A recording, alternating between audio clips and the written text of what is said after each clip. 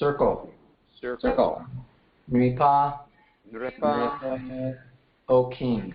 O king. Śiśumāram, Śiśumāram, named Śiśumāra. named Śiśumāra. So translation and purport by Srila Prabhupada.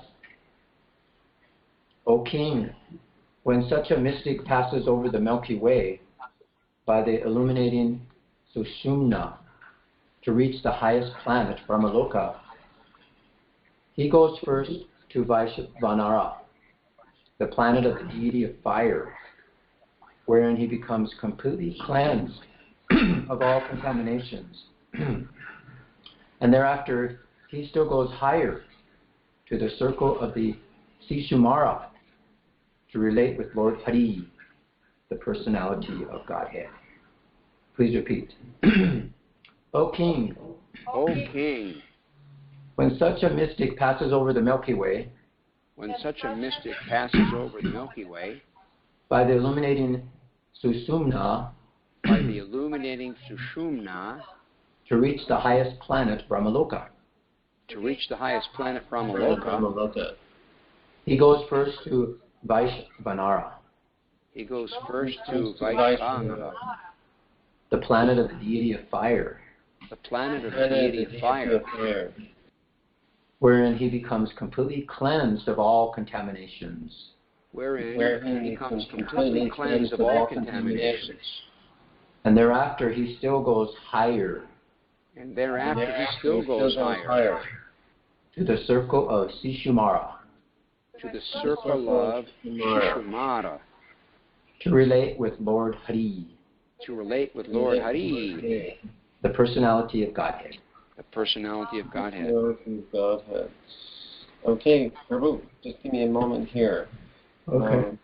It seems like there's some echo coming from my side, but anyway. Yeah, but all.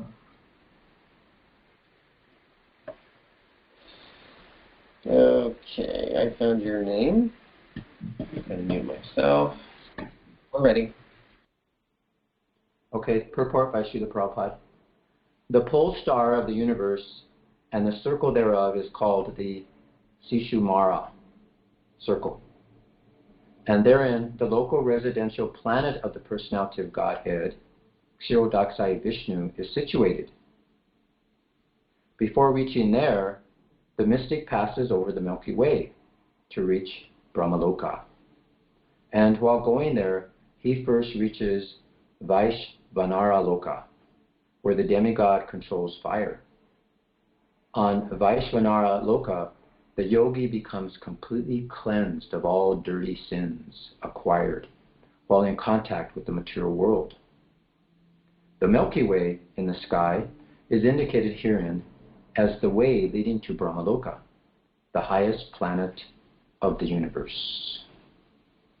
Jai Om Jnana Timirandasya Jnananjana Salakaya Chakshushrunmilitam Yena Tasmai Shri Gurve Namaha Shri Chaitanya Manobhistam Stapitam Yena Bhutale Swayam Upagatamayam Vedanti Swavadanti Bham. Jai Shri Krishna Chaitanya Prabhu Nityananda Shri Advaita Gadadhara Shivasari Gaur Bhaktivinda. Hare Krishna, Krishna Krishna, Hare Hare, Hare Rama, Rama Rama, Hare Hare. Vanchakopa Tubhyascha Kripasindu Bevacha Patitanam Pavanebhyo Vaishnavebhyo Namo Namaha. So the verse again. Vaiśvānaram yati vihayasya gataha Suṣumṇaya brahmapatena sochisa vidutta kaukota harer udastat prayati chakram yupa sashumaram. O king, when such a mystic passes over the Milky Way by the illuminating Suṣumṇā to reach the highest planet, Brahmaloka, he goes first to Vaiśvānara, the planet of the deity of fire, wherein he becomes completely cleansed of all contaminations. And thereafter he still goes higher to the circle of Śiśumāra to relate with Lord Hari, the personality of Godhead. So here we're learning the process of the mystic yogi. Everything's in the Bhagavatam. So it's giving us an indication what they go through. And there's a nice quote from the the Brihat Bhagavatamrita relates to this particular verse and subsequent verses. Some persons enjoy pleasure in the upper regions like the realm of fire and attain liberation gradually in stages. And ascetics fully devoted to spiritual knowledge quickly obtain liberation. And there's a part of the purport here. It says, expert practitioners of yoga can follow the Archir Adi path. So this is the Archir Adi path that's being described. The first destination on this path is Archis, or the region ruled by the god of fire. Beyond Archis are other regions, such as the circle of the Śiśumāra. So here's the planet of the sun god, Vaiśvānara, and this is what he goes through. It's described, Prabhupada says, he goes first to the Vaiśvānara, the planet of the deity of fire, wherein he becomes completely cleansed of all contaminations. So yet, this is just one stage. This is one process, like I said, gradually. So he still has to go higher. So this is one of the stops that he goes to.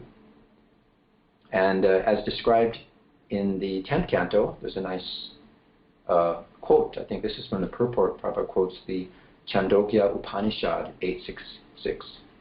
He says, there are 101 subtle pranic channels emanating from the heart. One of these, the Suṣumṇā, extends to the top of the head. By passing up through this channel, one transcends death.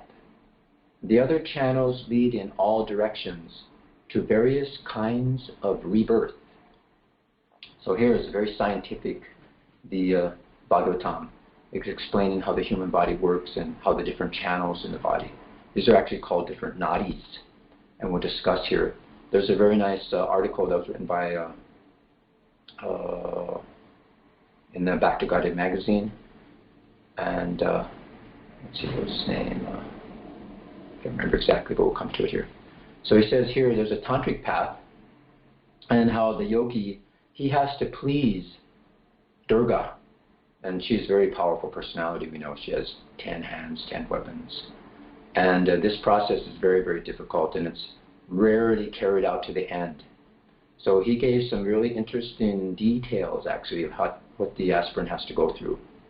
You know, all these particular vows he has to practice, controlling all his senses, has to sit, he has to fast, do the Hatha Yoga process, and that's just the beginning. And this is what mostly is taught today, just this beginning of the yoga process. But if they really knew what they had to go through, if they're using that process to attain enlightenment, they would actually freak out. And I don't think anybody can do that in this age. So he got into more details there, but we don't have time to go through all the details. But he advised, his name is Achyutananda. He wrote this real nice article on can Tantra yoga be applied in Krishna consciousness. So he did this really interesting, and he was actually here when I was in Denver. He came and he used to give some classes at the university. And when I first heard him talking about this, I was amazed at all the different things, and I never heard of such a thing. But here he advises that he has to go through such terrible austerities that it teaches his tolerance. Like he has to be put in heat and cold, and he has to go through these calmly. And then he explains a more grueling process, what he has to do. It just, it's amazing. He has to actually eat flesh and eat wine, and, kill certain animals, and then he's tested by the spirit of those animals if he doesn't go insane. If he remains sane through all this process, it's just, it's interesting. He has to go through a crematorium, and he has to find this part of the body that doesn't burn. When it's burning, actually, the body, it's located right behind the navel. It's some center in the body that doesn't burn, but when it's burned, it actually glows like a very greeny color. So this yogi has to go through these crematoriums and try to find this thing, and he has to eat it without either liking it or disliking it. He has to be, just calm, and he has to remain unshaken. So if he remains like this, sane, then he could go on to this other more difficult process, which is sex. So here's where the Suṣumṇā describes that he has to please Durga somehow or another, which is very difficult. This is image to give us an idea of Durga, which is actually the energy of Krishna. So here there's a yogini, a female yogi, who's been trained in the arts of the flesh, is called, and under the guidance of the spiritual master, there's a kind of sex act that is performed. And during intercourse, the yogi must control his mind and constrict his stomach muscles so that he doesn't lose his seminal fluid. But instead, he removes the woman's fluid. So the yogi keeps this mixture of the two fluids in the base of his spine, and there it will eventually enkindle the kundalini, or the serpent power. So this is how you actually awaken that kundalini. So this rises up to the spine, and it goes through this Suṣumṇā nerve. This is one of the main nerves, and this is the only nerve that if you travel on, the soul goes through, then you can attain liberation. So this kundalini power, it rises to the nerve and actually rip the yogi's soul out of its situation in the heart, and then out of the body and into the clear white light. So today, as he mentioned here, that with their crippled minds, today cheaters have misconstrued the severe discipline into a license for orgies. So this is an amazing process, very difficult. So now what happens is that the yogi, he sits for meditation and he begins this Raja Yoga, and is going to raise that Kundalini force in the spine to the 6 centers of the psychic power. So these are the 6 chakras, and they're psychic centers, and there's actually deities that reside there and offer him material powers and pleasures of inconceivable dimension. And these are all tricks of Kali, Durga. They divert the yogi from success. So when and if his Kundalini force reaches the center located at his eyes, the yogi may then prepare for leaving his body. He must now make the long tongue. So this is a whole other process he describes in this Back to Godhead magazine. And so this is interesting. The soul is actually ripped out of the heart by this Kundalini energy, and then what it happens is it's traveling through these different chakras, and these chakras actually represent the different planetary systems that he goes through. So what's happening is that this yogi, even though this is happening internally, as they say, soul below, soul above, soul below.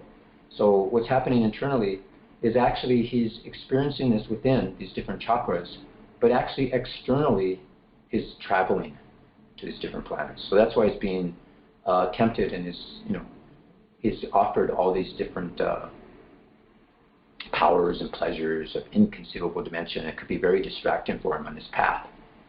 So it's very difficult. So what happens, in order for the soul not to leave through the different orifices like the mouth, the nose, and the eyes, he has to get the sharp tooth of a goat, and he has to cut, if you lift up your tongue and there's like a little string that holds it there. So he gradually, every day, he cuts a little bit of that off, and it makes the tongue so it could go longer and longer and longer. And then finally, when the tongue can actually reach up to the base of the skull, like behind the eyes, then he's ready.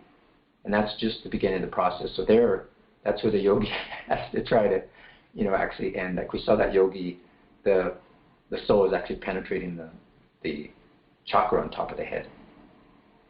So this is an interesting process.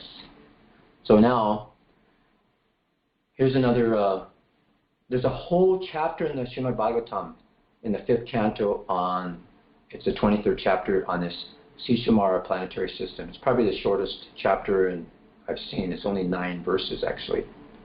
So, and it describes this Śiśumāra planetary system. It's very interesting. So here's one verse and some of the purport here.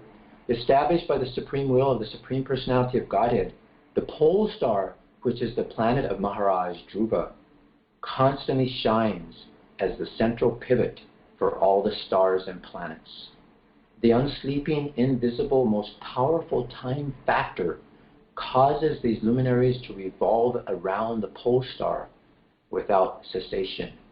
And in the purport, Prabhupada very nicely describes here, I'll read this part in blue, how everyone is under the influence of the time factor, but the Supreme Personality of Godhead is so kind and loves his devotee Maharaj Dhruva so much that he has placed all the luminaries under the control of Dhruva's planet and has arranged for the time factor to work under him or with his cooperation.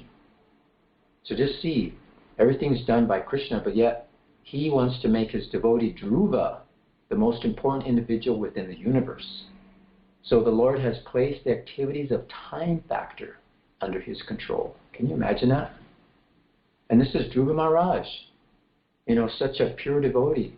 And as we travel, you go through the sun planet, but then you need more purification. And all the planets, they revolve around Dhruvaloka. And all the great sages in the planetary systems that we see, they're all offering their obeisances to Dhruva Maharaj. They're all circling around in this Milky Way area. They're actually offering their obeisances to Dhruva Maharaj. And they have to go through the pole star. And that's why? Because Krishna wants us to have association with a pure devotee. You can't go back to Godhead unless you get the association of a pure devotee. So this is the power of a pure devotee. Krishna loves him so much that he puts him in control of the time factor. So this pole star is even above, Brahmaloka. It's Brahmaloka, this is the whole story of Dhruva Maharaj, where he was insulted by his stepmother, became so angry. But yet she actually told him that, you have to please the Supreme Personality of Godhead. She was kind of mean and said, if you please him, then maybe you'll be born in my womb, and then once you're born from my womb, then you may be able to become a king. So he went to his mother crying and said that, this is happening. But she told him that, my son, there's two things. Never wish ill for anyone, even though they wish ill for you. Because, she knew this whole, how things work. You wish ill for someone, it comes back to you. And she said that actually your stepmother was right, that you have to please the Supreme Personality of Godhead. So he wanted to go where he was and find the Supreme Personality of Godhead and actually do whatever it takes to get a kingdom greater than his grandfather, which is Lord Brahma. And he pleased Krishna because of the honesty. Even though he was imperfect, he wasn't, perfect devotee, pure devotee. He had material desires, but yet he went about it in an honest way. And he actually performed all these amazing austerities. And he pleased the Supreme Personality of Godhead to such extent that he gave him his own planet, which all the other planets revolve around. And yet he even gave him control of the time factor. And it describes in the same chapter how all the planets and all the hundreds of thousands of stars, they revolve around the pole star, the planet of Maharaj Dhruva, in their respective orbits. Some higher, some lower, fastened by the Supreme Personality of Godhead to the machine of the material nature according to the results of their fruitive acts. They are driven around the pole star by the wind and will continue to be so until the end of creation. So this is a very interesting purport. Prabhu describes how, the planets don't float due to gravity or any other thing, but they actually float in the air due to, float in space due to the air, the different adjustments of air. It keeps the planets afloat, just like he uses an analogy of the eagles and airplanes and things like that, so how they float. These huge eagles, they actually go from one planet to another, manipulating the air. They're so huge that as they're traveling to different planets, they actually lay their eggs in space. And, they actually hatch in space and everything. This is amazing.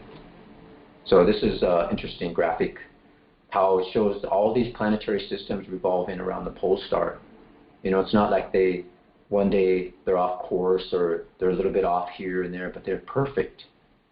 It's not like one day the sun decides to get up a little later or go through a different course. But no, everything is perfect because they're actually servants. These are personalities and they're servants of Krishna. And everything is exact.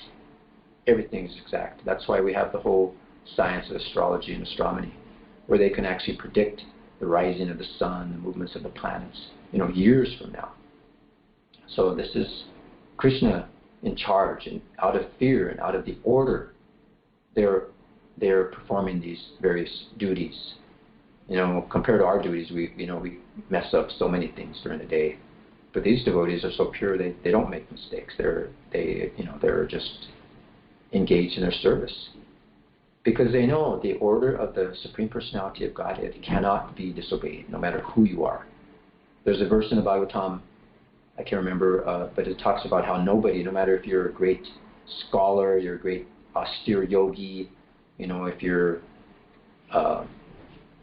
so many different things. If you're a religious person, you cannot disobey the order of God. Just see what happened to Maharaj Yudhishthira. He disobeyed, trying to be religious. He disobeyed the order of Krishna to say that, Drona's son was killed. Asvatthama was killed.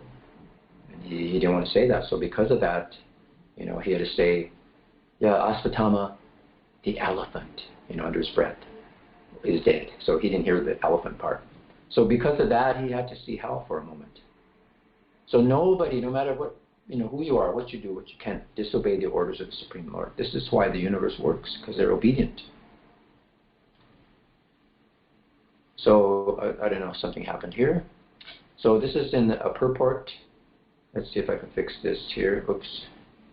Let's go back. And see, so here Prabhupada talks about the yogis, how they actually meditate on this Suṣumṇā. Let me just see if we could show that whole thing there. Let's fix this. Looks like I didn't get finished adjusting it. So there's the dolphin. As you can see, that's the whole planetary system, the Suṣumṇā planetary system, and it's all going around the pulsar. It's called the Milky Way also, different things. So this is, let's get this verse down here, move it down where it's supposed to be. So this is that verse, and I'm pretty sure this is also from the 5th canto of the Srimad Bhagavatam. So there we go. So this great machine consisting of the stars and the planets resemble the form of the Śiśumāra, dolphin in the water, and it is sometimes considered an incarnation of Krishna, Vasudeva. Great yogis meditate upon Vasudeva in this form because it is actually visible. So this is how some people actually think that, you have to show me God, I have to see God, in order to believe in God. But actually, that's not how things work in society. Just like we accept things so normally throughout life. It's like a given, like, oh, this is your father, you just accept it. We don't say, well, how do I know he's my father? Let me see your DNA, let me see your marriage certificate, how do I know you're married? It's like a given. It's like, you don't have to do that. But so in the same way when it comes to Krishna and things, we have to see him. We have to, we have to know all these things. So these are yogis. Krishna is so kind that he gives them this path where they actually can see the form of Krishna in this form as the Śiśumāra. So the form of the Śiśumāra has its head downward and its body coiled. On the end of its tail is the planet of Dhruva. So here's the Dhruva planet. It's on the tail of the dolphin. So on the back of this Śiśumāra is the group of stars known as the Ajavitihi, and on its abdomen is the Ganges that flows in the sky, the Milky Way. Can you imagine that? So everything is there. This is from that chapter of the Srimad Bhagavatam. So we see Dhruva Maharaj, what he did to please the Supreme Lord. He was so powerful. At a boy at 5, 6 years old, he wanted to find out how to please his guru. Who was his guru? His mother. Even Narada Muni came to try to distract him away from his vow to his guru, that to find the Supreme Personality of Godhead and try to please him, to such an extent that he performed these severe austerities, where he actually became one with the Supreme Personality of Godhead through the mystic power process. It's all described in the 4th canto, I believe, what the mystic things he did, the austerities he performed were amazing. He got so powerful that his breathing was like the breathing of the Supreme Personality of Godhead. When he would hold his breath, nobody else could be able to breathe. All the demigods were like suffocating. So they all came to Krishna and asked him, please. So this is when Krishna was pleased with him and he blessed him. Dhruva Maharaj. So then what did he give him? The pole star, his own planet. So here it says here regarding the Śiśumāra that, my dear king, the body of the Śiśumāra, as thus described, should be considered the external form of Lord Vishnu, the Supreme Personality of Godhead. Morning, noon, and evening, one should silently observe the form of the Lord as the Śiśumāra chakra and worship him with this mantra. O Lord, who have assumed the form of time, O resting place of all the planets moving in different orbits, O Master of all demigods, O Supreme Person, I offer my respectful obeisances unto you and meditate upon you. So the next verse, nicely described. This is the last verse of that chapter 23 of the 5th canto. The body of the Supreme Lord Vishnu, which forms the Śiśumāra chakra, is the resting place of all the demigods and all the stars and planets. One who chants this mantra to worship that Supreme Person 3 times a day, morning, noon, and evening, will surely be freed from all sinful reactions. If one simply offers his obeisances to this form, or remembers this form 3 times a day, all his recent sinful activities will be destroyed. So, wherever you live, if you have a clear sky in the evening, you could see this planetary system, the Śiśumāra, and you can offer your obeisances. Krishna is saying this in the Bhagavatam. So this is one process that Krishna is very kind to the yogis, that you can actually come to him, but it's very difficult. You have to be very powerful. Let's just discuss this mystic yoga process again a little bit, go into more detail. So the yogi, he can decide when he leaves his body. This is powerful. It's not that, you have to wait till your karma is up or anything. He can actually decide when he leaves his body. We see that Bhishma Dev did this, and the picture of that yogi showing where his soul was leaving the chakra on top of the head. So one must be a very powerful person because it's very difficult. And even though he's internally controlling the energy, he's actually being elevated externally. So this is external travel. This is how he's traveling to different planetary systems. We have this book called Easy Journey to Other Planets, and Prabhupada talks about this there. So the Suṣumṇā, even though it's a planetary system, it's actually in the spinal cord also. So as above, as below.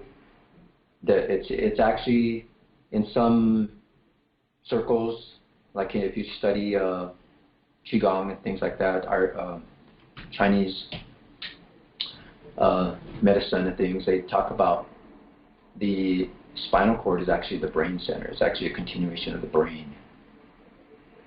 So it's like this brain, that's where all the different nervous systems, they're in the consciousness is in this nervous system, like the 11 senses. All the nerves end in these senses, like all the nerves coming from this cord, in the spinal cord, they actually come out into the senses, like the fingers, the eyes, the nose. And then all the information that's perceived is sent back to this spinal cord, which is like also the brain, but then it brings it up to the actual brain center in the head. And that's where the seat of the subtle body is. So the mind registers that, and then it responds as false ego, thinks, oh, I'm the doer. Just see what I did. I did this. And then he thinks, oh, I like this. I want to enjoy this. These are objects of the senses for my enjoyment. So this is how it happens. This is the living entity in the material world under the influence of false ego. But what happens is these extremely powerful yogis, they reverse this process, the pratyahara process. But it's very difficult. Even Arjuna, we know how powerful he was. He could fight with hundreds of Maharatis. A Maharati can kill thousands of soldiers and infantries. But yet he could fight with them and tolerate all their arrows without even, just not even thinking of the pain. It doesn't even faze him. And he didn't even sleep. Throughout this whole battle, they would meet at night and they would talk and discuss and be friends and then plan the next day, and then they go out and fight. Who can do that? So he admitted that that's like trying to control the wind. And we just found out how powerful the wind is. Not only do we think it's like a tornado, but it's what keeps all the planets afloat, this air. It's very powerful. So what to speak of us? We're such tiny little insignificant. So here it kind of shows how the universe is actually within and without.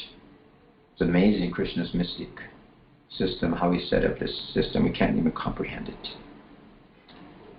So this is a little bit more about the yogis, what they do. This is more just the first part we discussed, how to follow the Hatha Yoga process. So these are the nadis. They're described. They're energetic irrigation system. They actually bring energy and life. This is the life essence. This is Krishna's spiritual energy coming through. And that's what keeps us alive. And it's described that there's 72,000 nadis, and they channel that prana to every cell in your body. So the nadis, they're very interested, the yogis are very interested in them. And one of the nadis is called the Suṣumṇā. This is the one that's in the body. And it's the most gracious nadi, and it's a great river. It's running from the base of the spine to the crown of the head, and it passes through each of the 7 chakras in its course. Actually, there's 6 chakras in the spine. I guess the lower chakras, it's talking about the chakras in the spine. So there's the 6 chakras that represent the 6 planetary systems. So it's channeled through its Kundalini Shakti. That's that latent certain power we talked about, and how to actually awaken it, if anybody can do that today. Even Arjuna admitted he couldn't do it.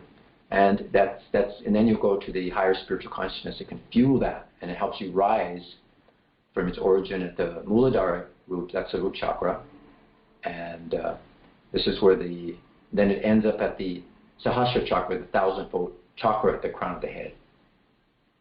So this is in the subtle body, science can't actually measure these nadis or these energetic systems, where the prana comes through. There's no way they can measure it. But, in medical science, many healing things, actually, in yoga, they know that this is there. They believe in that, and it's there. And the Bhagavatam, the scriptures confirm it. So this is the only nadi, is the Suṣumṇā, that one can actually gain enlightenment from. All the other nadis, they actually, as we described, you actually become attracted to the material things, and you take another birth, actually.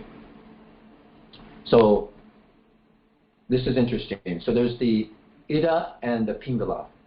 This is the nadis. They form a spiral. There's like the yin and the yang, the left and the right. These are the Ida and the Pingala nadis. So they spiral around the Suṣumṇā nadi. Like they see those helix of the DNA, crossing each other. At every chakra, they cross each other. And then if you visualize this chadukas, the symbol of modern medicine, you'll get a rough idea of the relationship among the Ida and Pingala and the Suṣumṇā nadis. So eventually, they all meet at the Ajja, the command chakra, midway between the eyebrows. So that's where it meets. So this is a very powerful method of balancing these things in the yoga processes. And it's very, very simple. They just say you alternate the nostril, you breathe out the right one, and then you completely, then you breathe in through the right one, and then you block it with your finger, and then you breathe out to the left one. So this is how the different pingalas on the right and the left, actually. So there's 2 channels. It's like positive and negative. Another way to understand it is like the cable is going to a bulb. There's 2 different channels coming. There's negative and positive currents, and they flow to the bulb, and then they reach the filament where it can't go through anymore. So what happens? That energy is there, stuck, so it creates heat and it creates light there. So that's how it works in nature too. So here's another graphic to give you an idea. So there's the Suṣumṇā nadi, it's the inner channel. And then around that, in a circular motion, is the Pingala nadi and the Ida nadi. So here again, we can see our position. Lord Brahma is on top of the lotus flower, and within that lotus flower is our universe. It just gives us some perspective. We can't see the forest for the trees, so we have to really see what our position is in this material world. Here again, just see. There's one universe, and there's millions of universes coming out. We just talked about one planetary system within the universe. But there's millions of them emanating from Karadakshai Vishnu. But what is our origin? We come from the spiritual world. We had to come through all these different layers. As to describe one universe, it has all these different layers, and each layer is 10 times bigger than the other layer. and then look at the Vaikuntha Lokas. That's a whole other topic. But here we're just talking about this one universe and how to penetrate that to go to Krishna. That's what we want to do. Krishna is the source of everything. Everything comes from Krishna.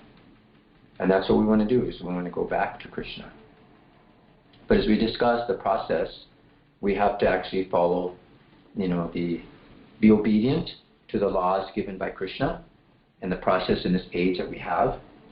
We don't have to go through this major process, this external process to actually get to Krishna.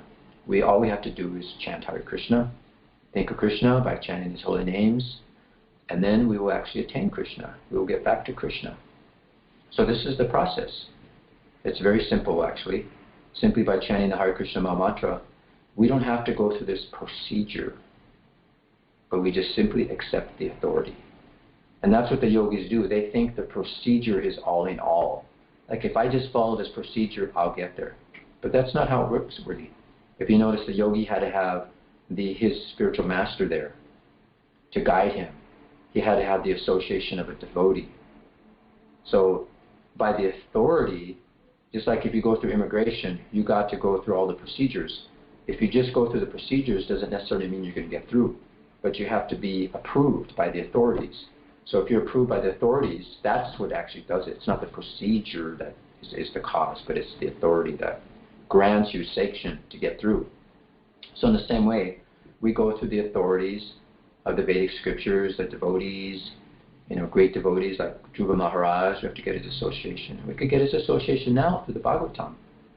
By reading these stories, we can actually become purified and attain the same destination as these great yogis, very powerful yogis who go through this severe,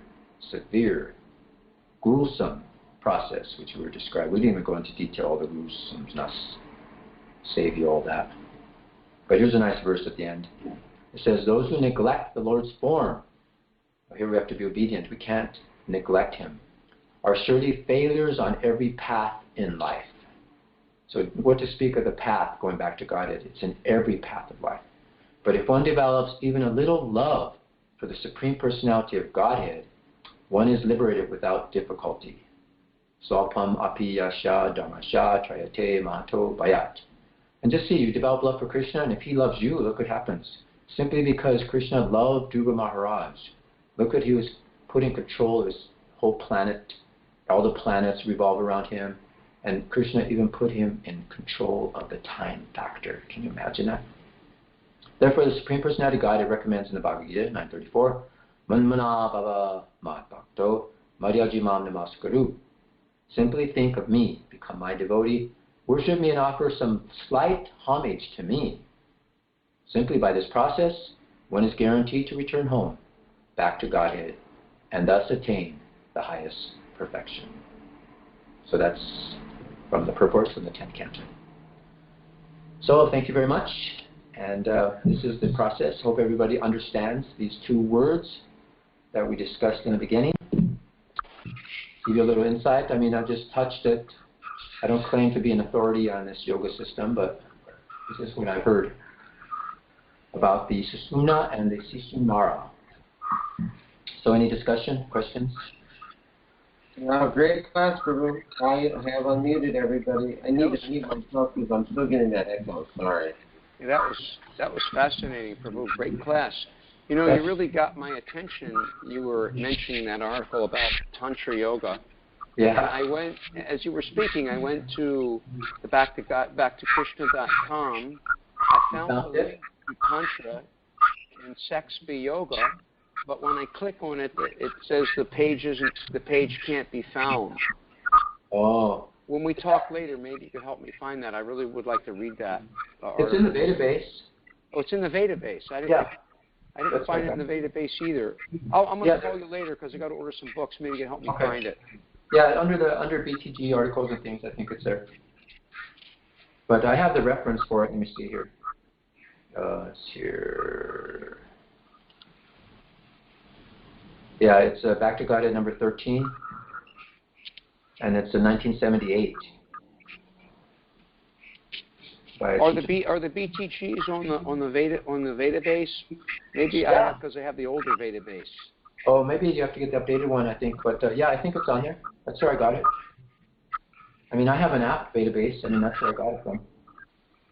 Oh, I have the app database in my phone, but I guess I'm not very expert at using it. Yeah. So that's where that comes from. But yeah, he goes into more gruesome details about what they have to do and what they have to eat, and some of the austerities they have to perform before they're even ready for the next stage. I'd love to give a talk on that. I'd like to learn more about that because, like it was mentioned, people, they think that this Tantra is a way of enjoying. It's like a more pleasant, a more powerful way to enjoy sex, but apparently it's exactly the opposite. No, yeah, definitely. I mean, the yogis, as you know, is celibate and probably vegetarian, but some of these austerities he has to perform. He has to actually eat different kinds of meat, and without being affected, either liking it or disliking it. He has to just be calm. And what it does is it gets the spine ready for all these other austerities ahead. He actually has to drink wine without getting intoxicated. Who can do that? Especially if your body's relatively pure. Yeah. If you've been kind of in the mode of goodness, that would seem impossible. Yeah, and there's one devotee who was giving a class talking about yoga, and I think it was some Maharaj. She said that some of the yogis in the Himalayas, even now, they have to fast, and they, like Dhruva Maharaj, just living on air, whatever, but they would come down from the Himalayas once a year, and they go to this valley, and they would find these lotuses, and they would get the honey from these lotus flowers, and they would get about a tablespoon and eat that, and that's all they'd eat, and then they go back up and meditate in the Himalayas for another year. So that's what they would eat for once a year, is some little bit of lotus honey. Can we do that? It's like, some of these austerities are just amazing. No, it's really nice from time to time to touch on that because, while it really makes us appreciate how difficult and impossible it would be to perform the mystic yoga system in this age, and how fortunate we are for this wonderful process that we've been given, that Lord Chaitanya has given and Prabhupada has brought to us. Yeah. So we should really grab it and run with it. We're so foolish if we don't. Yeah. Yeah, it's amazing. So, great, very, very enlivening class. You got me all fired up now about going to bone up a little bit more on how difficult this mystic yoga system is, particularly Tantra. Yeah. Most people they just cheat people, all they're doing is like the preliminary hatha, get the body a little bit ready. I mean, it helps, like, doing pranayama. I mean, that's a little bit maybe just to help balance out your nadis in your body. Like sometimes you'll see your nostril on one side is clogged compared to the other one. That means you're out of balance a little bit, so you balance it out through yoga postures and things like that. But what do they do that for? Get a little healthy so they could just perform more simple activities. But we have to understand that, it's amazing too that all these processes that they have to go through, for the devotee, it's automatically done. It's just showing how powerful this process is we're doing. Because as you know, in different ages, they perform yoga, like in Satya Yuga, in Dwapara Yuga, they do all these different fire sacrifices, they do some deity worship, meditation, all this stuff, that the chanting of Hare Krishna is just as powerful as those other processes. Simply by chanting the holy name. So this is, we can't take this for granted, understand that it is a very powerful process. And just as powerful of not just the mystic yoga system, but there's that famous verse, Prateya Dhyayato Vishnu Chaitayam Yajako Makai Dvapare Parachayam Palutata Kirtanate, that whatever was achieved in the Satya Yuga by performance of the mystic yoga system or in the Treta Yuga, these amazing sacrifices that were performed that are absolutely impossible today. You could never get the ingredients or find Brahmins that are capable of chanting the mantras. Right. And what was achieved by the incredibly elaborate deity worship in the Dvapara Yuga, all the results of that is obtained in this age. Right. Simply by chanting the Hare Krishna mantra under the direction of Guru. Yeah. And it's interesting.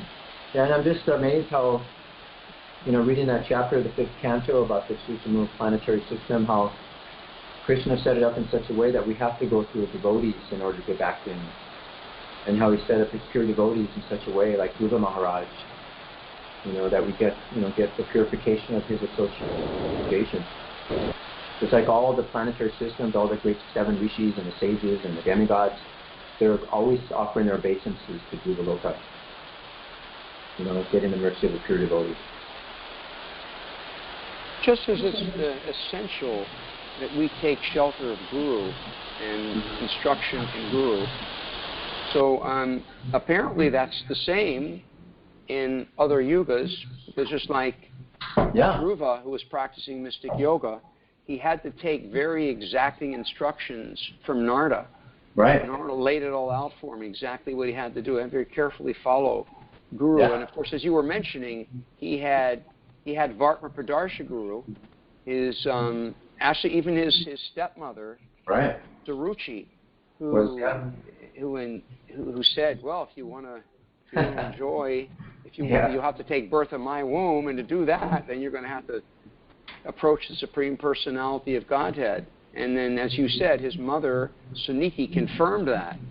Yeah. And then when he went, Krishna, a very young boy, Krishna sent Guru so that he could perform this mystic yoga system. So that principle of Guru has always been prevalent and essential in spiritual practices.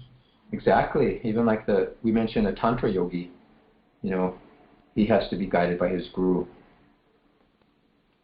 Who was that bogus group that was in, I don't know if they're still around, back in the 70s? There was a big group in Oregon. Rajneesh. What's his name? Rajneesh, that's it.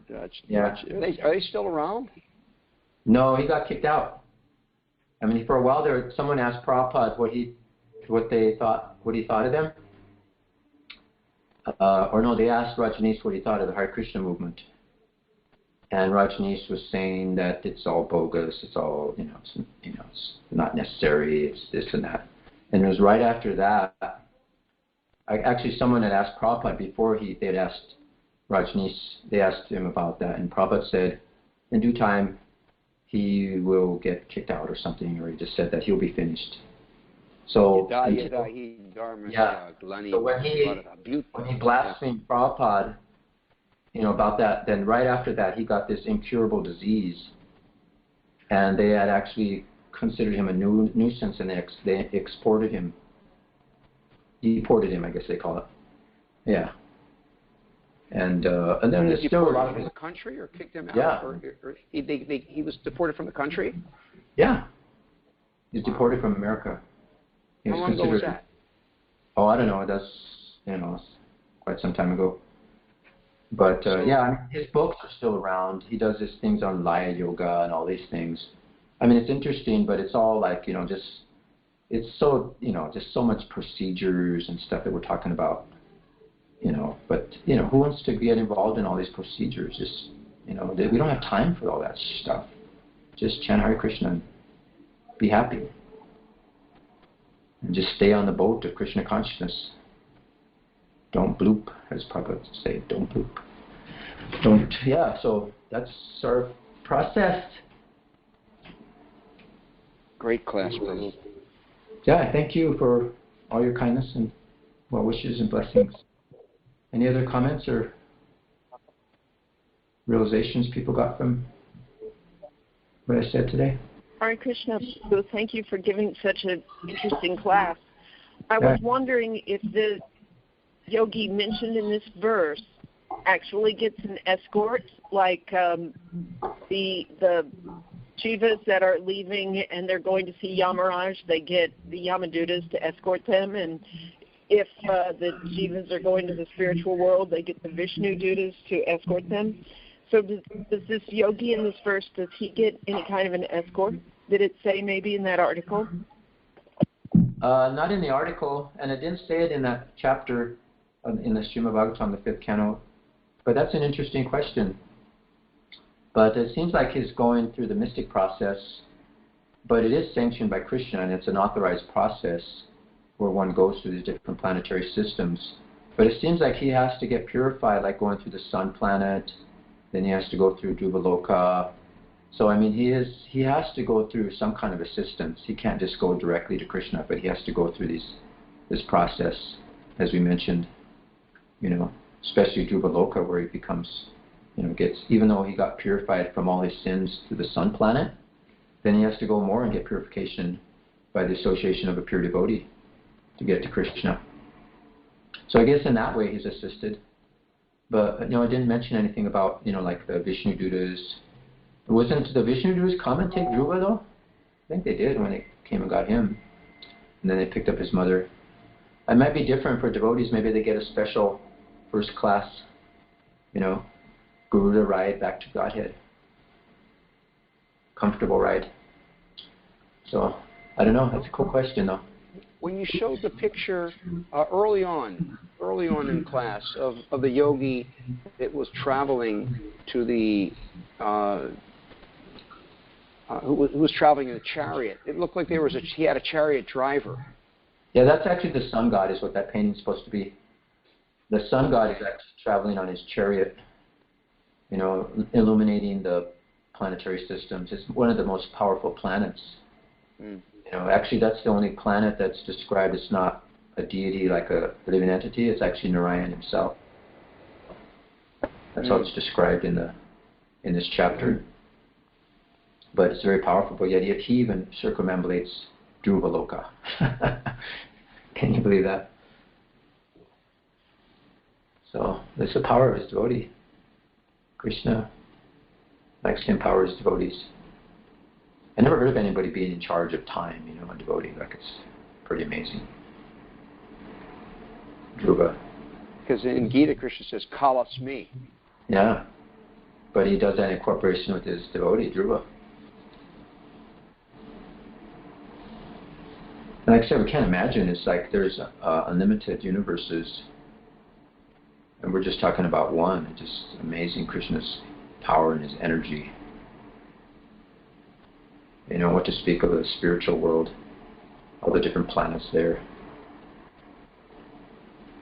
Simply amazing. And actually all of us have to be empowered to do our service by Krishna, just like you're giving this wonderful class. In order for this class to have potency, there's a nice verse in the Chaitanya Charitamrita, Kala Kala Dharma Krishna Nama Sankirtan Krishna Shakti Vinana Hitara Pravartana. In order for us to preach, just like you're giving this nice class, obviously, we're all so enlivened, you're clearly empowered by Krishna and Guru to give this class.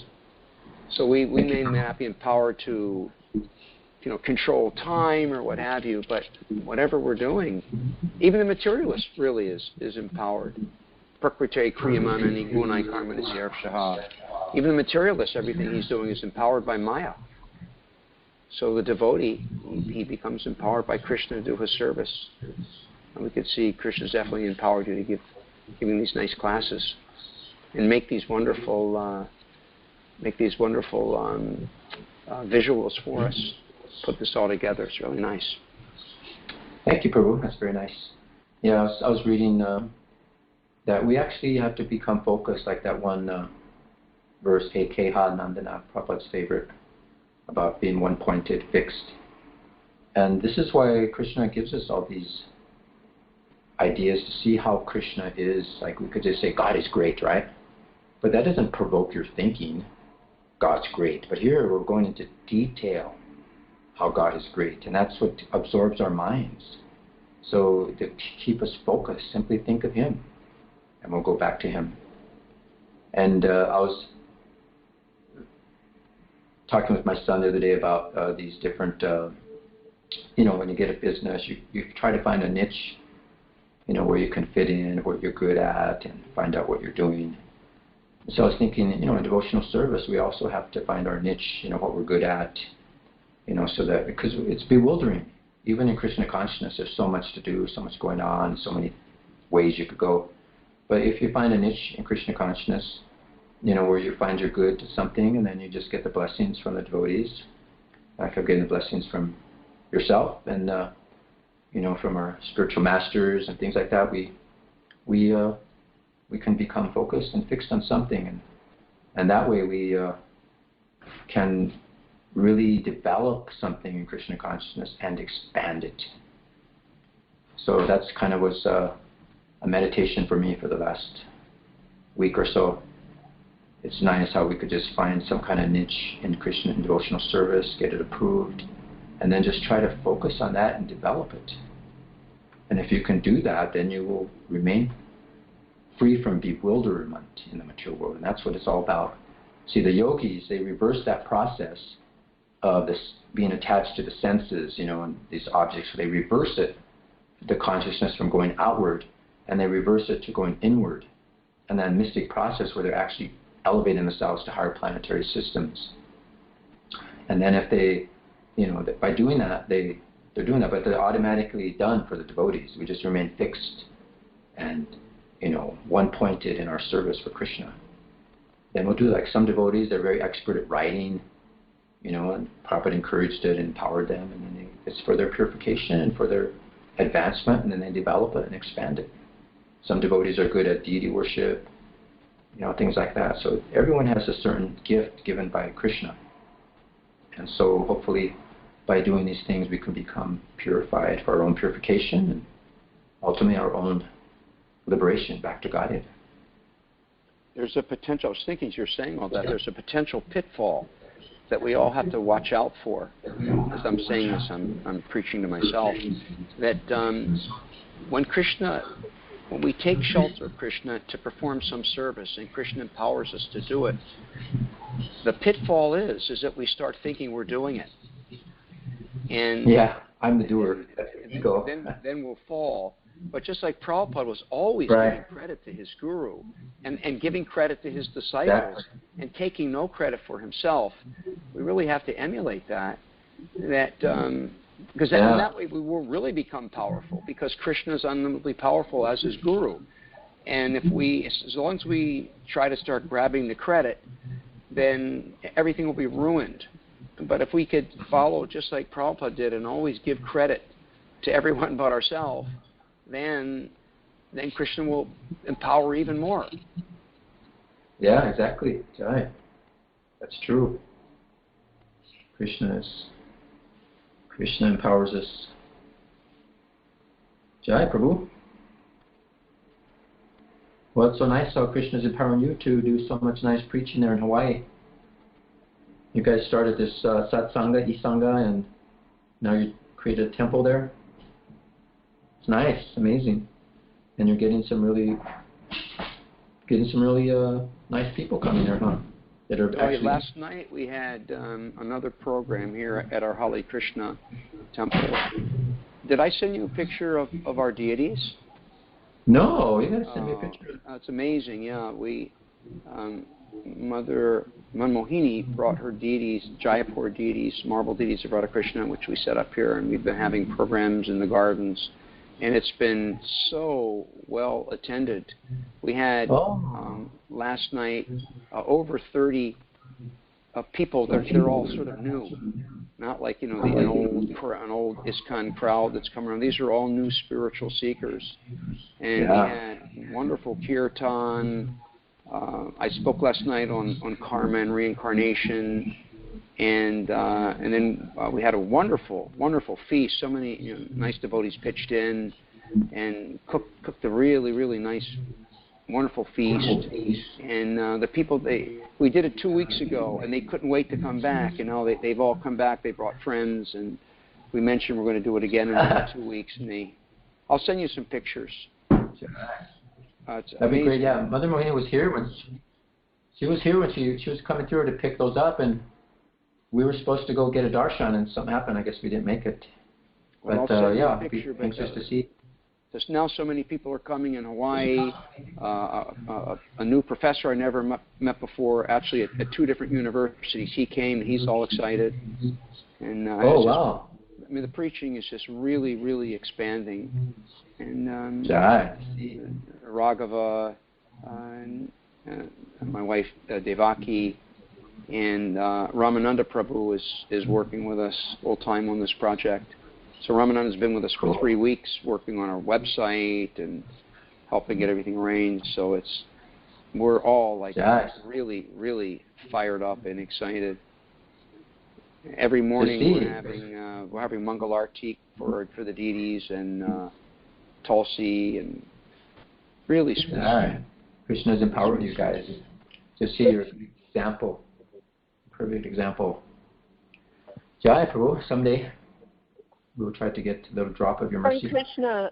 Hari Bol. Narahari Prabhu, if you post some pictures on Facebook, then your devotee friends can see them also. Yeah. Okay, well, I'll do that. I'll put them. I don't even know how to use my Facebook. I have a Facebook page. I don't know how to use it. But the gals in my office will help me. Yeah, have Ramananda or somebody there make a Facebook for your Hali temple there. Well, actually, he's making. We should do that too. You're right. Right now, we have Ramananda's making a website, and it's going to be really good. It's in its preliminary, so I'll let you know when it's ready. But we really want to have that together so we can really expand our preaching. Wow, it's amazing. We're mainly focusing not so much on the devotee community per se, the big community. Our main focus is on bringing in new people. Sure. And just our core group, that we're really focused on bringing new people to spiritual life. Yeah, that's important. And it's kind of nice because it's not, a big temple. It's a home temple with beautiful, beautiful gardens and waterfalls and parrots and streams, and so it's really attractive. People, they feel really comfortable here. Yeah, that's Krishna's all attractive. So everything should be so paka, nice and attractive like your place there. It's amazing. Jai. Wow. Okay. Well, you're keeping us fired up spiritually by joining us, giving the regular classes to us, and giving us your associations, and that keeps us especially fired up. We always look forward to your bi-weekly class. Thank you. You inspire me a lot. I appreciate you very much. Jai, so I guess it's getting late, and I thank you all for your kind attention. And all glories to Srimad Bhagavatam and Srila Prabhupada. Thank you, Prabhu. Thank you, Gauda Prabhu. Thank you very much, Prabhu. Dhanyavad. Dhanyavad. Jai Gauda. Thank you, everyone. Thank you, Ramananda. Hari Bol.